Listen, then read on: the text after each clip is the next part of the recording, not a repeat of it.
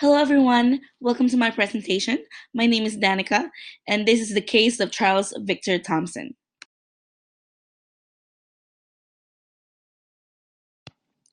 Charles Victor Thompson was 29 years old when he was given the death penalty for murdering Denise Hayslip and Darren Kane. He's currently a death row inmate of Harris County Jail in Livingston, Texas. However, this was not the first manifestation of Charles Thompson's inner aggression because according to Denise's sister, Lisa Gonzalez, on March 16 of 1998, there has been an altercation between Charles and Denise that has caused bruising on Denise's face and neck and have caused her lip to split open as well.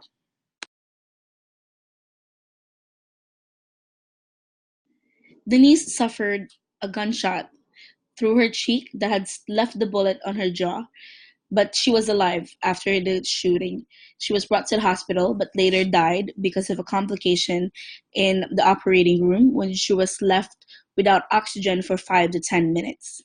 However, Darren Kane died instantly after a gunshot on the back of his neck. Before Denise died, Charles Thompson was only facing a life imprisonment sentence for the death of Darren Kane. But since Denise Hayslip died, he was introduced to the death penalty for capital murder charges.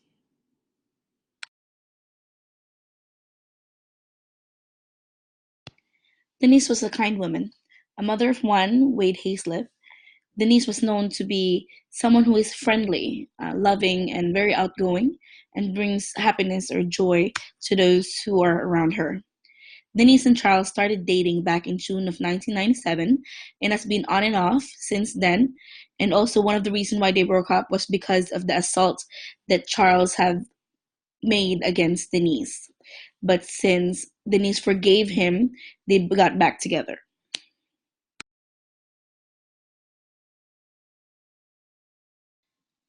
Darren Keith Kane was born on October 18, 1967. He was the current boyfriend of Denise when the murders have occurred.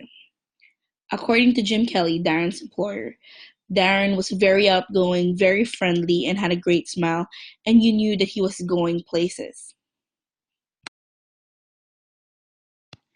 Because of Denise's complications, one of the jury had mentioned that throughout the trials, Darren was barely mentioned since the focus was on Denise.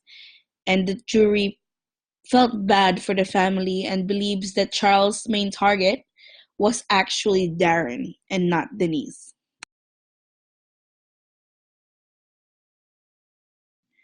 Now I want to talk about the similarities between Raskolnikov, the main character in the novel Crime and Punishment by Dostoevsky, and Charles. They both believed that they were extraordinary humans and portrayed narcissistic behavior. Specifically for Charles, he actually escaped from prison for 3 days and told the judge when he was caught that this only proves that he can be free in the society and not be a harm to anyone else. I'd like to believe that Charles also felt guilty for what he had done to Denise and Darren.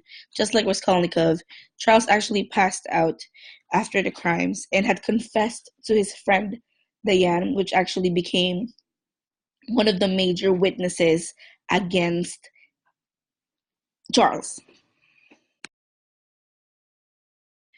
Both Raskolnikov and Charles experienced delusions. Raskolnikov was constantly paranoid that everyone was after him because of the crime that he committed, and as for Charles, he actually formed an alternate reality, a different truth of what had happened that night. According to him, when he was fighting with Darren, the only reason was because Darren was threatening him with a knife. And as for Denise, she actually got accidentally shot in the process of the fight. However, according to witnesses and finally the results of the test and the evidence for that night, it seemed that Charles actually just shot um, Darren multiple times, which then, right after that, he went ahead to Denise and told her while putting a pistol on her cheeks saying, "I can shoot you too, bitch," and then proceeded in pulling the trigger.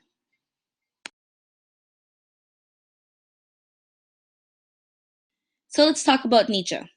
So, in terms of the creditor and the debtor, so do you think that the punishment that Charles is now going to receive enough? After taking two lives, is his life enough to make up for what he had done?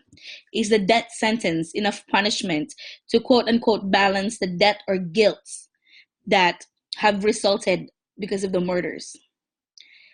Also, considering that Charles, as a debtor, has a long history of violence and run ins with the authorities, does this mean that the creditor failed the authorities, the community, the society has failed to punish him effectively?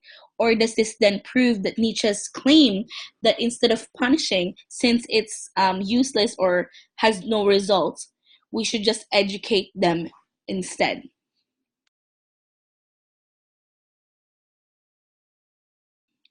Aside from the questions that I've raised from the previous slide, I would like to raise these questions as well, just to add for the discussion.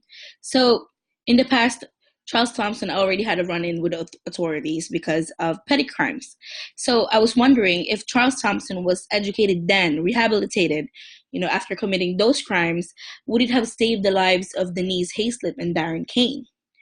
And Charles Thompson actually have received a lot of press attention for these murders, and he had multiple documentaries and interviews, and also because of the stunt that he pulled escaping the prison, only to be caught again drunk in a bar, which then raised this whole manhunt. Do you think that he does this on purpose, trying to catch attention? And isn't this another proof of his narcissism? Also, I wanted to add that if Raskolnikov actually lived today, do you think he'd want the same attention as Thompson? Do you think he'd actually try to pull some stunt to kind of renew the attention toward him because of this case?